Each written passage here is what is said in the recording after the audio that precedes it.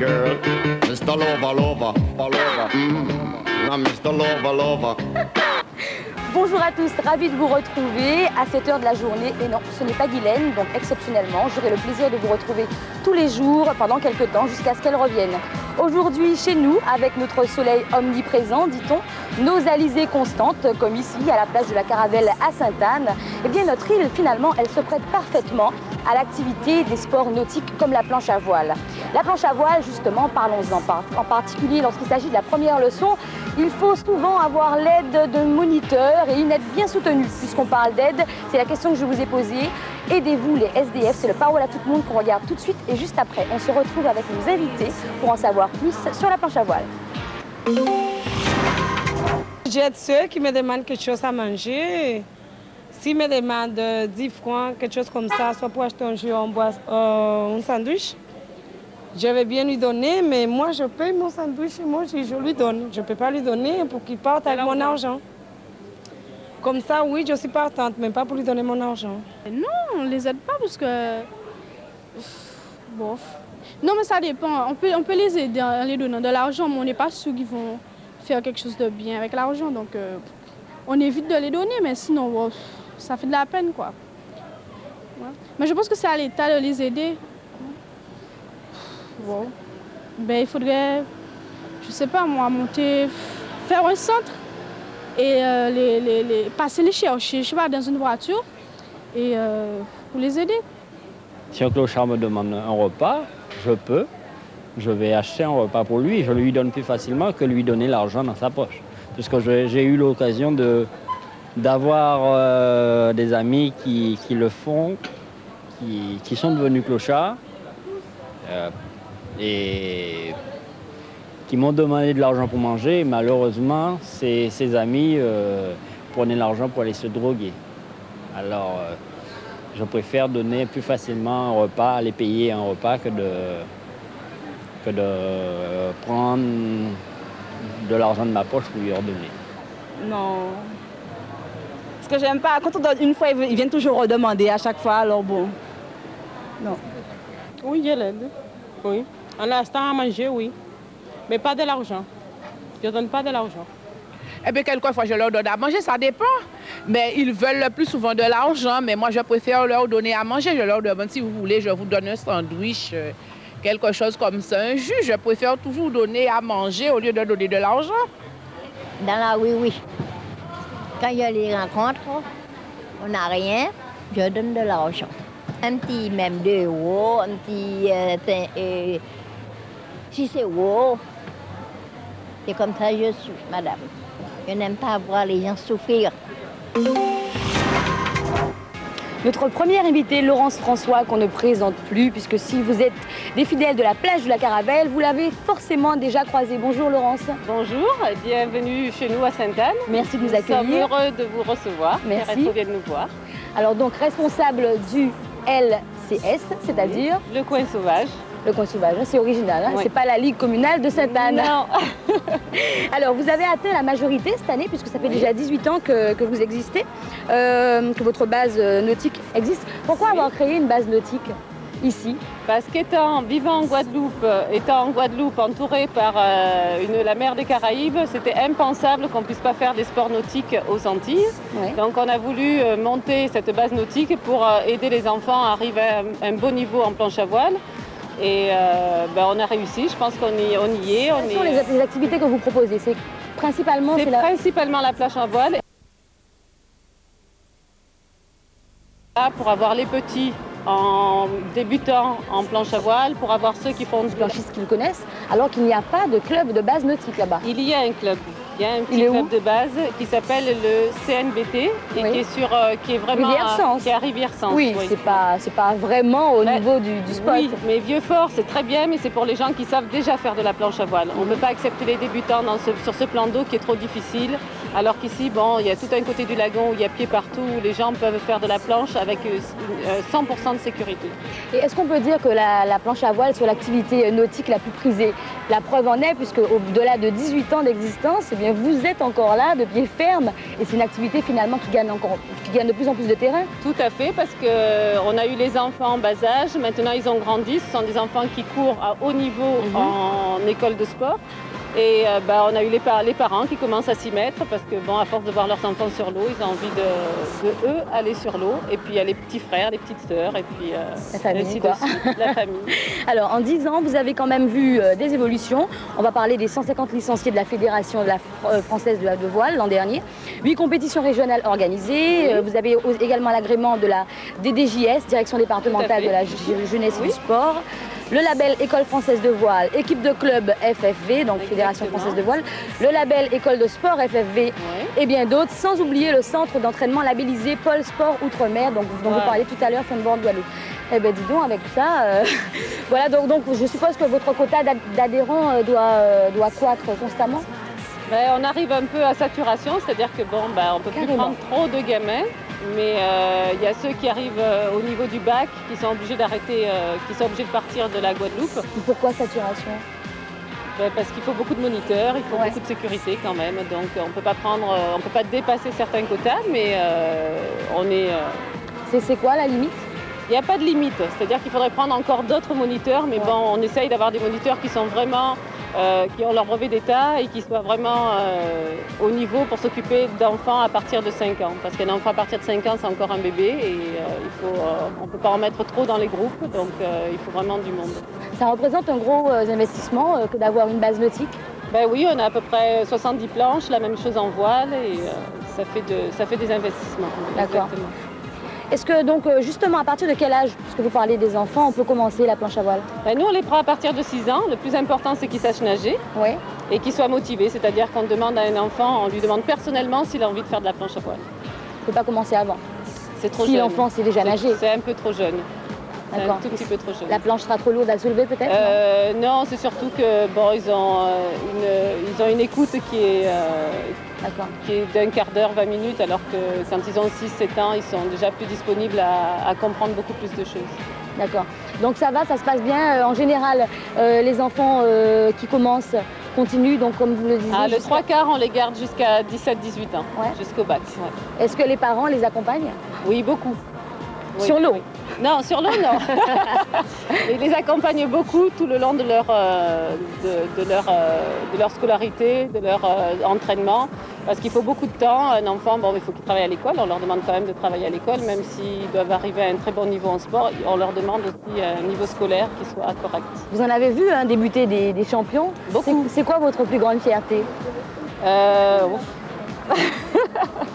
Il y a Julien Quintel qui est champion de France. Ouais. On a eu Antoine Quetel qui est de Saint-Barth qui a été aussi champion de France. Et on a des enfants qui sont à haut niveau, qui sont peut-être pas champions mais qui sont dans les 2-3 premiers. Là il y a eu une compétition qui s'est faite à Saint-Martin le week-end dernier qui s'appelle la Mini IO, qui est très importante. Et sur le podium, on a eu les trois premiers, le premier, le deuxième et le troisième. Et puis il y a aussi votre fils, avec qui on parlera tout à l'heure. Alors justement, puisqu'on parle des enfants, moi je vous propose de les retrouver tout de suite. Voilà, on les retrouve, nos enfants, les fesses sur les flotteurs. Ils ont l'air d'être confortablement assis, ça va? Oui. Alors Oriane, la seule fille, à toi l'honneur. Pourquoi la planche à voile? Parce que j'ai un petit peu copié sur mes sœurs parce que j'ai toujours rêvé de faire ce sport. Et ça fait 2 ans que tu en fais. C'est toi qui as choisi, tu voulais juste faire comme tes sœurs. Et les autres, c'est vous qui avez choisi ou papa, maman? Non, c'était parce que j'en ai vu à la télé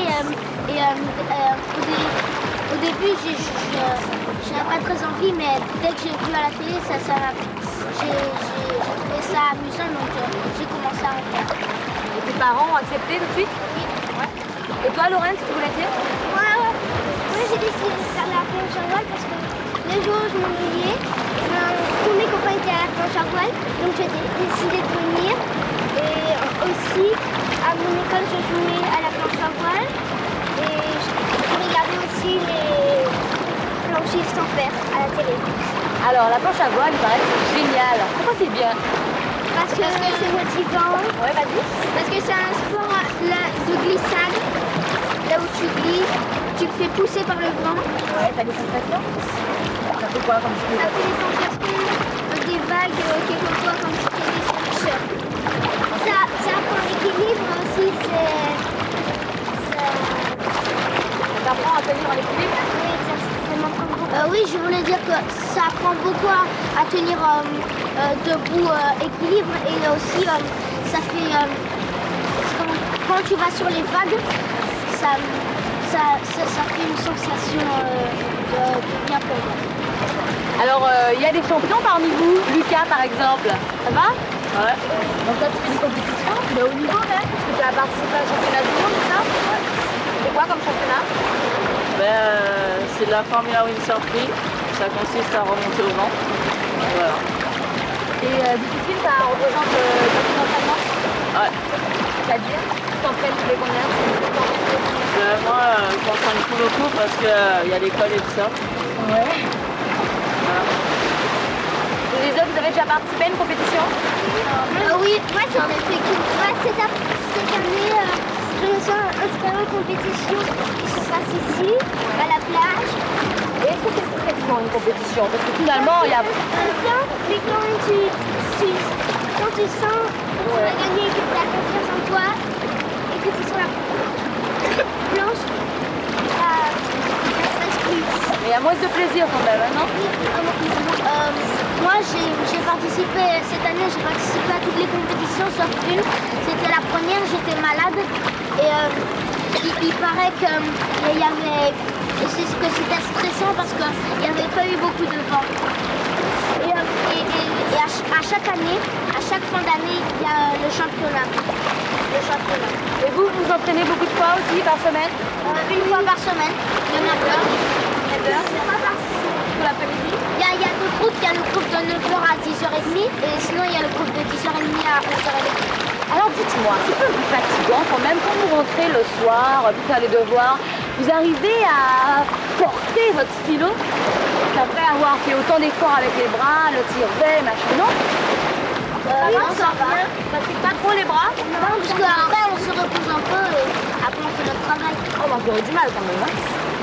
À porter le stylo. En plus, la mer, ça fatigue, ça saoule, donc... Des fois, le sport que je fais, oui, regarde, quand tu es habitué à faire la planche dans la voile, et tu seras plus fatigué que moi. Des fois, à la fin de la planche à voile, après 1 heure, 2 heures, j'ai toujours les vagues dans ma tête. Les vagues qui tournent, qui font du bruit. Un peu comme on entend dans un coquillage, quoi. Est-ce que vous vous rappelez, parce que ça fait longtemps que vous en faisiez, mais vous en faites, pardon, est-ce que vous vous rappelez de votre première leçon de planche à voile? Première fois. Alors, Oriane, vas-y, raconte-nous. On a appris à faire l'équilibre sur la planche, on n'avait pas de voile, avec Laurence. Et on tombe beaucoup, on tombe souvent? Oui, on tombe. On fait combien de fois? On tenait pas bien l'équilibre, on n'avait pas l'habitude et ça, à fur et à mesure, on a réussi. Et toi, Lucas, notre champion, tu te rappelles de ta première fois? Pas du tout. Tu t'en rappelles pas? Oh, ouais, vas-y. J'ai vu, ma première fois, c'était avec Laurence, on a appris, la première chose qu'on a appris, c'était l'équilibre.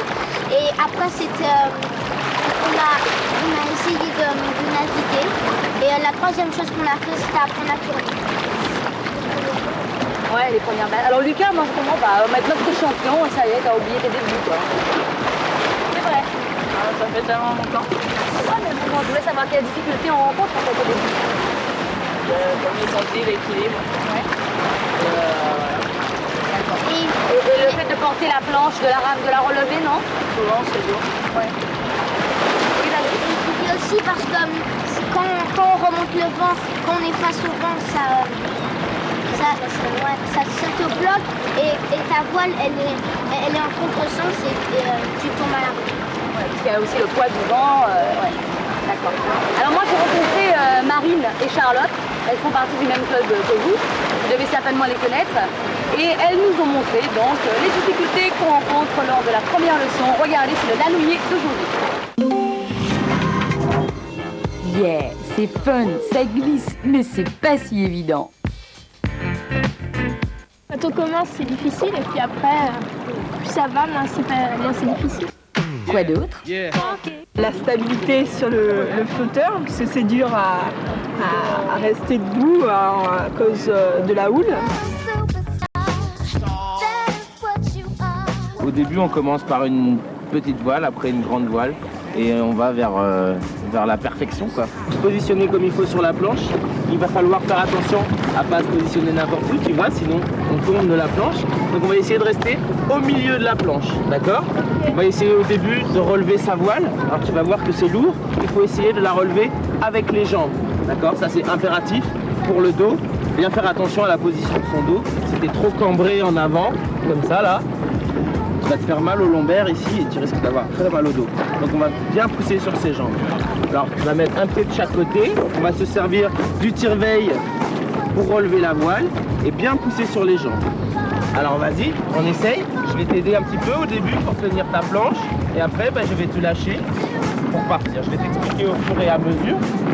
Donc on relève la voile, voilà, pousse bien sur tes jambes, n'attrape pas tout de suite ton bouche-pause, garde les mains sur le tire-veille. Voilà, avec un pied de chaque côté du pied de bas. Fais bien attention à ta position. Ok, super. Donc là, tu vas attraper d'abord le wishbone avec ta main avant. La main avant, c'est celle qui va être la plus près du mât. Voilà, la main gauche. Et après, tu vas ramener la voile près de toi pour poser ta main arrière. C'est bien, là, ton dos, il bouge pas. Allez, vas-y, je te lâche. Ok. Là, c'est parti. Regarde devant toi. Fais bien attention à ta position. Et pour tourner, on va ouvrir une porte avec sa voile. Tu pousses la voile vers le vent. Ok? Alors on va essayer sur place. On va faire un demi-tour sur place. Et après tu vas le faire en partant. Vas-y, on pousse la voile par devant, doucement, doucement, doucement. Fais des petits pas autour de la voile, voilà. Et par derrière maintenant. Voilà, doucement. Et la planche, elle tourne. Tu as vu? Ok? Alors ça paraît facile à faire sur place.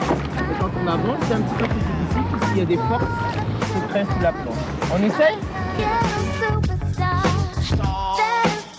Redresse-toi, redresse-toi. Écarte la voile d'une fois. Ok, allez, oui. vas-y. Mais la première fois, c'est pas toujours comme ça. Doucement, doucement.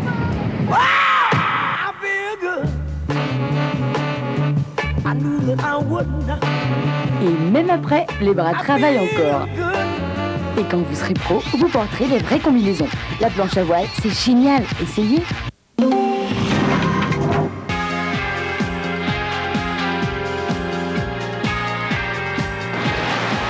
Alors voilà notre moniteur qu'on vient de voir qui arrive. Eric, le temps pour moi de vous dire simplement une petite précision. Charlotte et Marine que vous venez de voir dans le reportage, eh bien, elles se sont simplement prêtées au jeu, mais elles font de la planche à voile depuis très longtemps. Voilà, donc nos deux moniteurs, Eric et Jérôme. Salut, vous allez bien? C'est génial de te voir arriver comme ça. Alors justement, on vient de voir cette leçon de planche à voile avec Marine et Charlotte. Vous vous rappelez, vous, de votre première fois? Eric, tu te souviens de ta première fois? Oui. Ça remonte. C'était il y a longtemps. C'était comment? C'était très instable. Et c'était plus de toi alors? Il y avait j'avais beaucoup de mal à remonter, à m'expliquer la direction du vent, etc. Et toi, Jérôme? Ouais, aussi. Ouais. Alors, est-ce qu'un jeune débutant a plus de facilité qu'un adulte débutant? Ouais, c'est clair. Pourquoi? Je pense aussi. Bah, ils ont moins d'appréhension sur l'eau, quoi. Et puis au niveau de l'équilibre, ils sont plus habitués. C'est pas qu'ils sont plus habitués, c'est qu'ils sont plus souples et ils ont moins peur de tomber, ils tombent, ils repartent. Les adultes, ils sont déjà plus handicapés, mais bon. Quelles sont les principales difficultés que les adultes rencontrent? Je pense qu'au niveau des adultes, les adultes, ils ont beaucoup plus d'appréhension. On se complique la vie. Alors que les enfants, ils sont simples et ils réfléchissent beaucoup moins. Et du moment qu'ils sentent une force dans la voile, hop, c'est parti. Et sur la planche, comme ils sont moins lourds, les enfants, ça fait beaucoup moins bouger la planche. Et la planche, elle est beaucoup plus stable pour un enfant que pour un adulte. Un adulte, dès qu'on fait un pas, ça y est, la planche, ça bouge, on glisse, on se pose des questions, le vent, la voile. Et en fonction du niveau, est-ce que la planche, les gréements sont adaptés? Oui, aujourd'hui, ça par rapport à où on a commencé, nous quand on a commencé la planche à voile, La planche à voile, c'était des gréements lourds. Un gréement, c'est toute une voile en entier, avec le mât, le wishbone, la voile. Donc le mât, c'est juste cette partie-là, la partie noire qui fait tout le long de la voile. Le wishbone, c'est cette partie-là. Et la voile, c'est toute la partie en tissu et en monofilm. Avant, les gréements, donc ça s'appelle un gréement. Et les gréements, ils étaient beaucoup plus lourds, beaucoup plus grands. Les mâts, c'était pas des mâts en carbone. Les wishbones, c'était pas des wishbones à attache rapide comme ça, tout branlicoté un petit peu. Les planches, elles étaient beaucoup plus grosses. Maintenant, les enfants, ils ont des toutes petites voiles. Enfin, vous avez vu tout à l'heure, ils ont vraiment des petites voiles. C'est des voiles qui font 1 mètre carré, 1 mètre 7.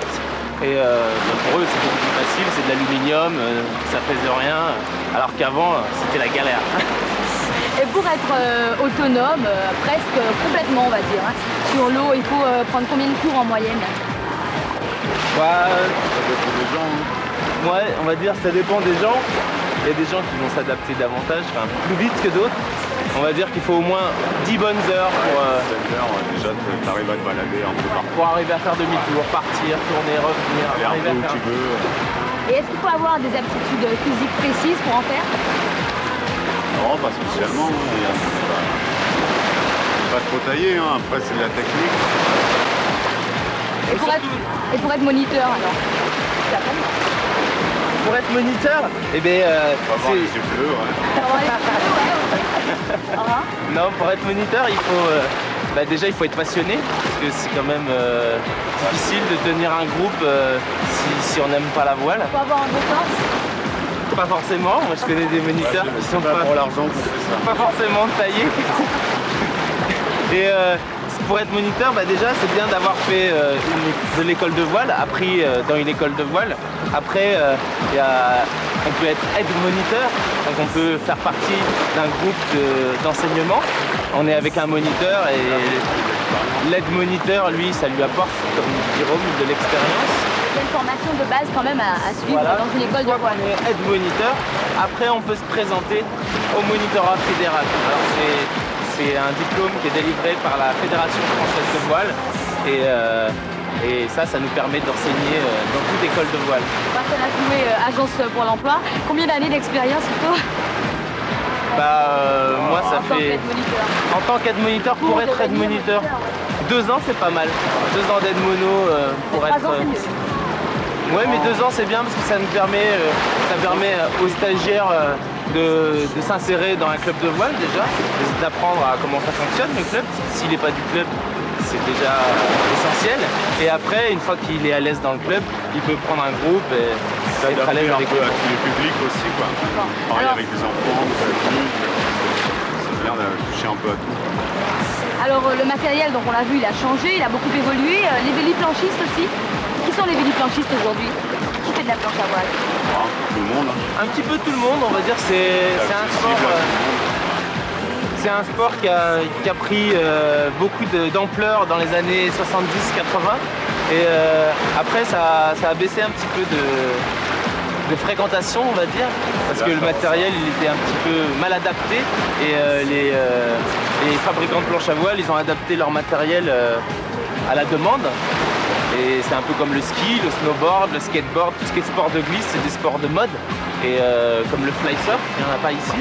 Mais c'est des sports où on peut... c'est l'ivresse de glisser en fait. C'est ce que les gens recherchent. Quoi. Très bien, merci beaucoup Jérôme et Eric. À très bientôt certainement sur les plans d'eau. Donc vous l'aurez compris, la planche à voile, c'est pour tout le monde. Il n'est pas trop tard. Pour vous inscrire, allez-y, moi je vais en faire de même. Bon, allez, on y va.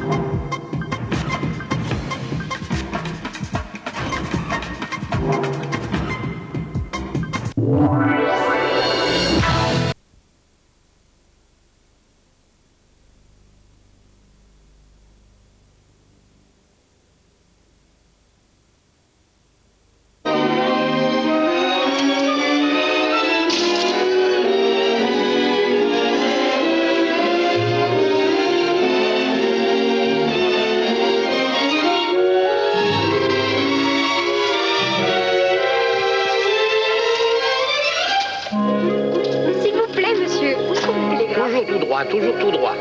Toujours tout droit. Ah bon, merci.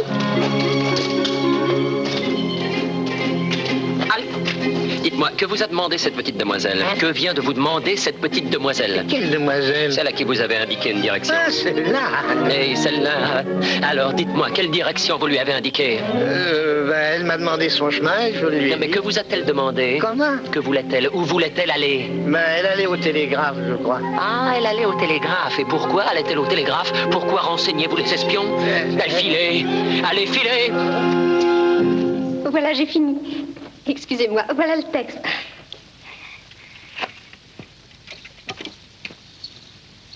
Alors, voyons cette dépêche. Dites, monsieur, je peux regarder pendant que vous télégraphiez? Si vous voulez. Alors, adresse Johann Weinbauer, Possenhofen. Un joli coin de Bavière, n'est-ce pas? Oui, sur le lac de Stenberg. Bon, voyons. Prisonnière et sautée par la fenêtre? Oui.